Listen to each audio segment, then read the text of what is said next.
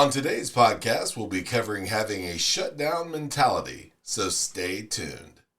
Welcome to Warehouse Safety Tips. If you're a seasoned vodcast viewer, this vodcast is going to be different from most that you watch. It's based around exactly what the name implies, warehouse safety tips. And since the people in this industry are busy, we know that time is money, so each episode will be as short and to the point as possible. And now, with all that out of the way, let's get to the vodcast. If you've ever worked in a factory, you've probably experienced a summer and or holiday, usually Thanksgiving or Christmas, shutdown. Now these shutdowns usually occur during a slower time of the year, and they're usually only staffed by maintenance or volunteers. The overall idea is to tackle maintenance, cleaning, and or changeovers without the entire staff and operation being present. However, working in a warehouse, you know shutdowns aren't always an option, especially if you work in a distribution setting where there's a hive-like hustle and bustle 24/7, 365. But that doesn't mean you can't adopt a shutdown mentality. If you follow a 5S or 6S with safety included methodology at your location, you're pretty much already doing it most likely.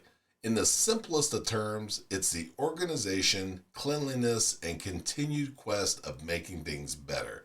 Now, some tasks, such as putting a new set of tape or the above-mentioned changeover or maintenance of equipment, still might require a temporarily limiting access to a certain area, but if you keep a shutdown mentality, it's likely that you'll create a workplace that's always top-notch. Before moving on, here's a word from one of our sponsors. If you've ever been to or worked in a warehouse, you know just how important safety is to both management and staff.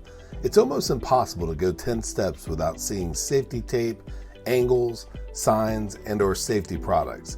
It's these items that show us how to be safe and avoid danger in the workplace. And if you're looking for the best products to make this happen, look no further than Mighty Line.